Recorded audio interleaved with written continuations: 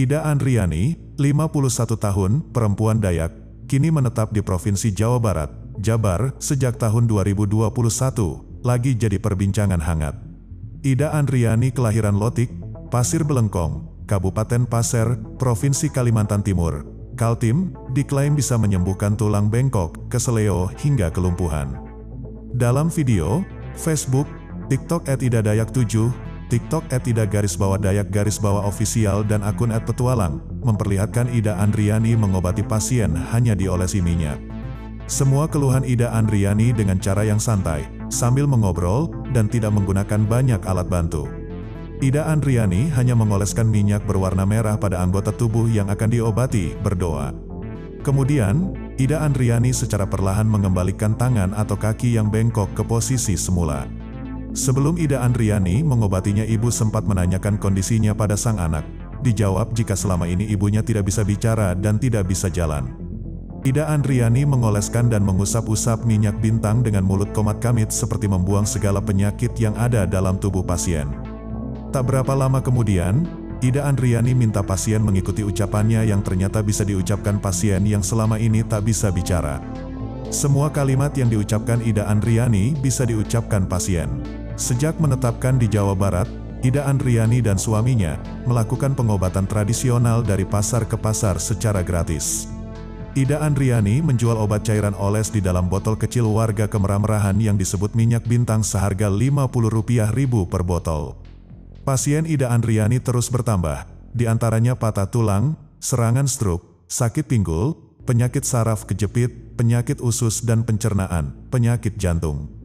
Pasien Ida Andriani diketahui pula penderita penyempitan pembuluh darah, lumpuh, tidak bisa bicara, kelainan sejak balita dan masih banyak lagi lainnya. Warga mengklaim, berbagai penyakit kronis bisa dicoba untuk disembuhkan pada Ida Andriani. Banyak didiagnosis secara medis harus menjalani operasi di rumah sakit, ataupun didiagnosis harus memasang ring untuk jantung. Setelah berobat dengan Ida Andriani ternyata bisa sembuh dan pulih tanpa harus melakukan operasi ataupun pemasangan ring. Lewat mata batin, teknis pengobatan Ida Andriani pasti mengundang perdebatan, baik pro maupun kontra. Bagi mereka yang kontra, tentu Ida Andriani bisa dikaitkan secara tidak langsung benturan dunia kedokteran yang menggunakan kaidah-kaidah ilmiah. Dikatakan benturan dunia kedokteran, karena kaidah ilmiah di dalam ilmu kedokteran ditabrak Ida Andriani begitu saja. Karena biaya berobat yang bisa capai puluhan juta rupiah dari sudut pandang ilmu kedokteran, cukup ratusan ribu rupiah saja. Bagi mereka yang pro, sosok Ida Andriani sebagai tokoh medis alternatif yang dibutuhkan, terutama dari keluarga kurang mampu, karena hanya rogoh kantong ratusan ribu rupiah. Bagi yang pro, tentu dikaitkan status Ida Andriani sebagai orang Dayak yang punya kesaktian. Ketua Bidang Religi dan Hukum Adat Dayak International Organization, Tobias Ranggi SH, Minggu, tanggal 2 April tahun 2023, mengatakan, tidak ada yang istimewa dari Ida Andriani. Sama dengan orang Jawa yang bisa mengunyah beling, lidah tidak luka, saat gelar religi Jawa melalui tarian kuda lumping yang ditumpangi arwah leluhur, ujar Tobias Ranggi. Demikian pula di kalangan orang Dayak, dalam situasi tertentu, setiap menggelar jenis religi Dayak, orang Dayak ditumpangi arwah leluhur, dan setelah itu arwah leluhur pun pergi. Dikatakan Tobias Ranggi, dalam perspektif Ida Andriani, wujud dari ekspresi mata batin yang paling dalam atau biasa disebut perasaan dalam hati dari masing-masing manusia. Mata batin dikaitkan dengan kemampuan melihat suatu hal yang tidak bisa dijangkau oleh panca indera manusia dan atau melakukan sesuatu. Mata batin atau firasat adalah perasaan atau gerakan batin yang benar dan tepat karena ini berasal dari bimbingan Tuhan. Ini hanya bisa dijelaskan dari sudut pandang kebudayaan asli Asia. Apa yang dilakukan Ida Andriani, hanya bisa dijelaskan dari sudut pandang religi Dayak yang lahir dari kebudayaan Dayak, ujar Tobias Ranggi. Tidak bisa dilihat dari iman Katolik yang lahir dari kebudayaan Yahudi atau iman Islam yang lahir dari kebudayaan Arab, ujar Tobias Ranggi. Uniknya, Ida Andriani, orang Dayak yang beragama Muslim yang dalam takaran. Karena tidak semua orang memiliki kemampuan mata batin yang dapat melihat suatu hal yang tidak umum dilihat oleh sebagian besar orang. Kondisi terbukanya mata batin bisa terjadi pada mereka yang memiliki perjalanan spiritual yang baik. Mata batin adalah sebuah anugerah yang diberikan Tuhan, ujar Tobias Ranggi. Membuka mata batin bisa dilakukan Ida Andriani, sehingga memiliki kekuatan supranatural bisa mengobati orang lain, terlebih dahulu dengan membersihkan hati terlebih dahulu. Ada hal yang perlu untuk diperhatikan saat ingin membuka mata batin, karena ada risiko yang mungkin perlu dihadapi. Ada beberapa orang memiliki tujuan yang salah saat mencoba untuk membuka mata batin. Tujuan dan niat yang salah membuat seseorang lebih mudah diganggu makhluk halus, memiliki ketakutan tidak wajar, bahkan dapat menjadi kurang waras. Dikatakan Tobias Ranggi, orang yang ingin membuka mata batin harus siap mental agar tidak terjadi risiko membahayakan yang tidak diinginkan. Keberadaan mata batin Ida Andriani terbukti digunakan untuk perbuatan baik dengan menolong sesama, ujar Tobias Ranggi.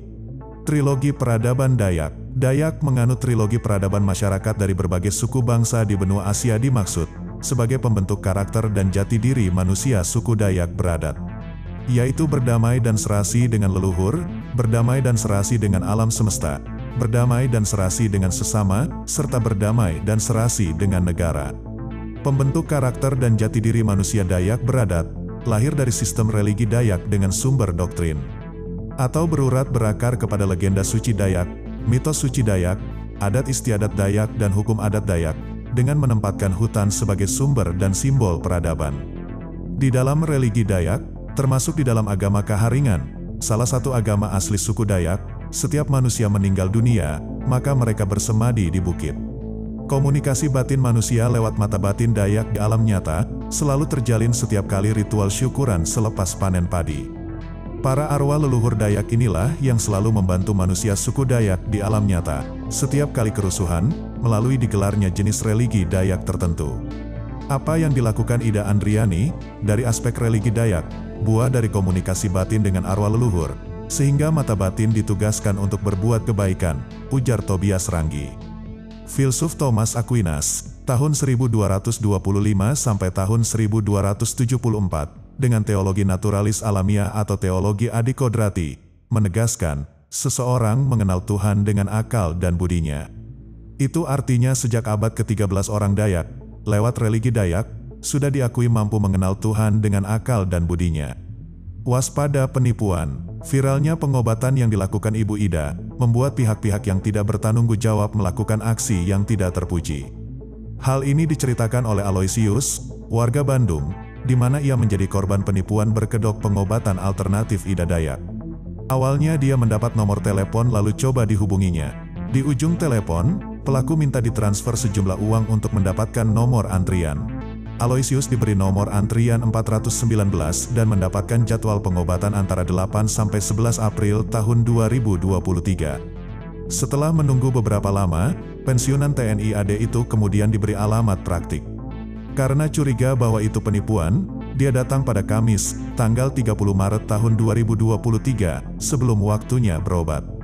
Ternyata, alamat praktik di Bandung, di Jalan Guntur Madu nomor 3 Turangga, bukan tempat praktik Ida Dayak, melainkan pengobatan alternatif milik seorang hajah. Saat saya di sana, katanya juga banyak yang sudah datang dan menanyakan Bu Ida Dayak. Tempat tersebut tidak pernah disewa oleh orang untuk pengobatan alternatif, kata Aloysius kepada media ini. Bu Ida Dayak itu pengobatannya gratis. Iya yang viral itu, tapi ini kok bayar, saya cek langsung di alamat prakteknya, kata Aloysius. Aloysius sudah telanjur setor ke rekening BRI 0416 0100 5.275.536 An Muhammad Kamal Apriyadi. Akan tetapi pemilik nomor telepon itu sudah tak bisa dihubungi lagi dan korban memastikan jadi korban penipuan. Setelah melakukan penelusuran, Aloysius mendapat informasi bahwa pelaku akan buka praktik pengobatan alternatif fiktif di Jakarta pada 1-4 April, Bandung 8-11 April. Kemudian di Surabaya pada 15-18 April dan terakhir di Semarang pada 1-4 Mei tahun 2023, Aju Chen. Gunakan minyak dan tidak mau dibayar. Seorang perempuan sakti yang sedang viral di TikTok, Ibu Ida Dayak memiliki kemampuan di luar nalar. Ia dapat menyembuhkan berbagai keluhan atau penyakit, seperti menyembuhkan penyakit stroke ataupun meluruskan tulang yang bengkok. Proses pengobatannya pun terbilang cukup cepat. Hanya dengan sekali urut tulang yang bengkok dapat kembali lurus. Pasien yang tadinya tidak mampu berjalan akhirnya bisa berjalan lagi. Tidak hanya itu, dalam videonya yang viral di TikTok, Ibu Ida Dayak juga bisa membuat pasiennya yang tadinya tuli dan bisu bisa mendengar dan berbicara. Saat mengobati pasiennya, Ibu Ida Dayak hanya menggunakan minyak berwarna merah dari suku Dayak. Minyak ini dioleskan ke tangan pasiennya yang bengkok sembari memijatnya. Saat mempraktikkan pengobatan alternatif ini, Ibu Ida juga melakukan ritual menari. Pengobatan alternatifnya diberi nama Ibu Dayak Minyak Bintang.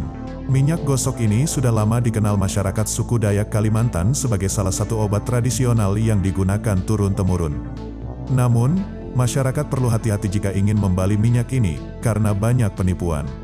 Nama lengkap Ibu Ida Dayak adalah Ida Andriani. Ia lahir pada tanggal 3 Juli tahun 1972 di Pasir Belengkong, Kabupaten Pasir, Kalimantan Timur. Saat mengobati pasiennya, Ibu Ida Dayak juga selalu mengenakan pakaian adat serta aksesoris khas suku Dayak.